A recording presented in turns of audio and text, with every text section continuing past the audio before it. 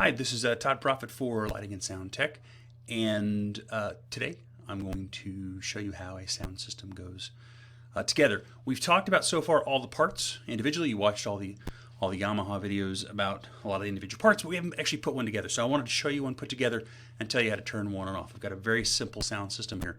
Let me just talk about the big pieces, and I'll talk about each one individually. First, this is the microphone. It takes the sound in. Okay, it goes into the microphone. This is a Heil PR40. This is a dynamic microphone, so it does not need phantom power.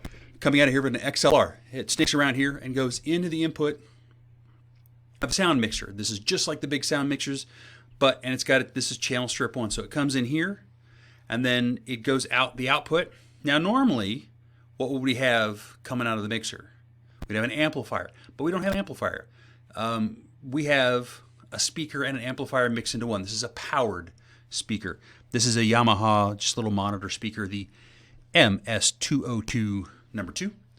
It's got a few years on it. It's probably as old as some of you guys are. So this is the powered speaker. So let me show you how this is all plugged in together. Let me go to my close-up just for a second. So here's my close-up cam. So again, we have the microphone here, dynamic microphone. Like I said, Heil PR40, just on a quick little stand. Then we have our Yamaha AG03 mixer. The sound comes in here to an XLR. This little red button here is 48 volts. Does anybody know what that 48 volts is for? Did you say phantom power? You would be correct. Phantom power is for a condenser microphone, not a dynamic microphone, so we don't actually need to turn that on. The condenser microphones need that little bit of power to make them work. Now, if I was coming in way too hot and I needed to essentially pad the music, that's what the little pad button is for. This is the main slider, so if I slide this down, you're going to be able to... All right, go back up. Now, hopefully you couldn't hear me. If you could hear me, I've had way too much caffeine today. All right. So that's the main, comes in channel number 1. Then, in this case, it goes out up here, okay? And you can see the little picture of the speaker. That's how you know that it goes to the speaker. Now, in this case, these are called the monitor outs. That's just because this board is made for podcasting. It's meant to go here to the computer. But if you need a little monitor speaker, which is what this is, that's where it gets plugged in and it goes out to. That is a 1/4 inch TS connector. Do have my microphones plugged in. That's what's going into my ears. That's how I can hear myself, just to see how I sound and make sure I can hear what's going on. And then this is actually the monitor mute. I'm not going to hit that just yet. Did that a minute ago. Darn near blew out my ears because of feedback. Okay, so we come out of here. Then we go into the speaker, okay, and specifically into mic 1. We go for mic 1, then we can control that volume, that input here. We have a master volume and then a power button. And that's how we make sound go out. So let me just back out to my other camera for a second and let's see if we can make some sound come out. So first thing I'll do is I want to pick this up. Now, it's going to sound just a little louder for a second. So if I pick it up, actually, I already have sound coming out. I didn't have it on mute. Okay, so check 1, 2, 1, 2, 1, 2. Check 1, 2. Now, if I start getting too much, what's going to happen is this mic gets too close. You can start to hear that ring. That ring will eventually turn into feedback.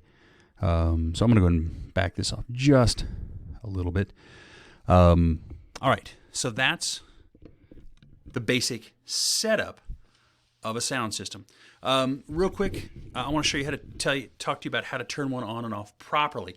There is a proper way. I'm going to switch back to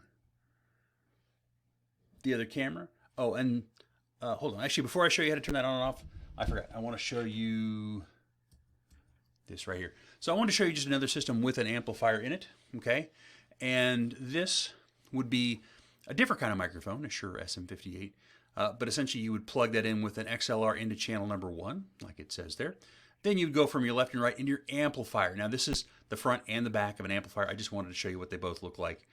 You can come in with XLR and go out with NL4. So we take NL4 cables and go into our speakers. Again, I'm showing you the front and back, although this is a little blurry, you can't actually see. But there are NL4 connectors on those as well.